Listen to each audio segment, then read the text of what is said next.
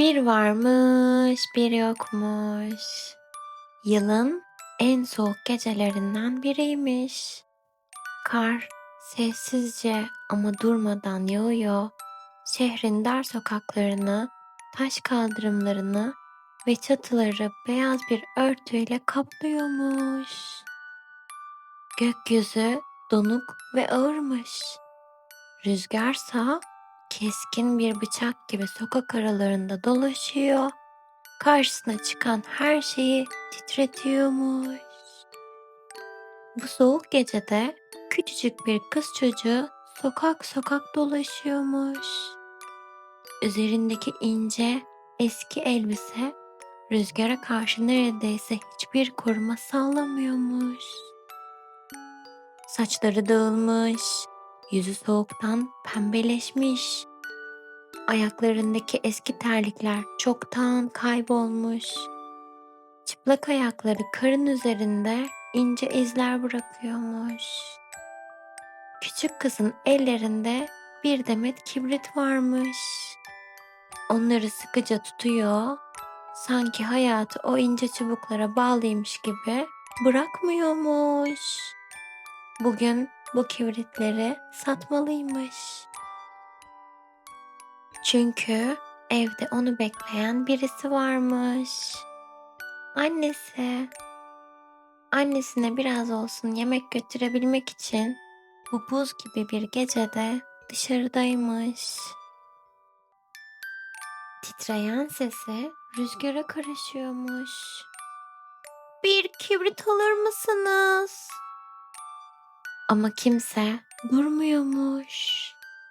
İnsanlar başlarını eğmiş, hızla yürüyerek sıcak evlerine yetişmeye çalışıyormuş.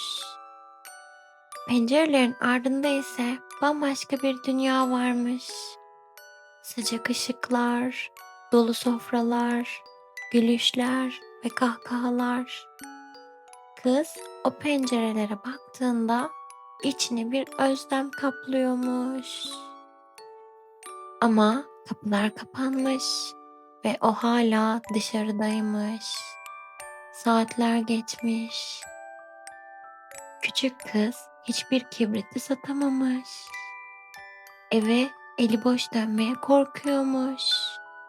Bu yüzden dar bir sokağın köşesine iki duvarın arasına sığınmış. Rüzgar burada biraz daha az hissediliyormuş. Dizlerini karnına çekmiş, kollarını kendine dolamış. Parmakları artık neredeyse hareket etmiyormuş. Bir an düşünmüş, sonra yavaşça bir kibrit çıkarmış. Onu duvara sürterek yakmış. Kıvılcım bir anda parlamış. Küçük alev karanlığı delmiş. Ve o anda kibritçi kız sanki karşısında büyük, sıcak bir soba görüyormuş gibi hissetmiş. Demir sobanın içindeki alevler canlı canlı yanıyor, etrafına yumuşacık bir sıcaklık yayıyormuş. Kibritçi kız ellerini o sobaya doğru uzatmış. Parmakları ısınıyor gibi olmuş. Yüzüne sıcak bir ışık vurmuş. Ama kibrit sönmüş. Soba kaybolmuş. Soğuk geri gelmiş. Kibritçi kız derin bir nefes almış. Ve bir kibrit daha yakmış. Yine duvara sürterek. Bu kez önünde uzun bir masa belirmiş. Üzerinde bembeyaz bir örtü varmış. Dumanı tüten yemekler, mis gibi kokular, sanki bir bayram sofrasıymış. Kızın gözleri büyümüş, yavaşça elini uzatmış ama alev titremiş ve sonra sönmüş. Her şey yine karanlığa gömülmüş.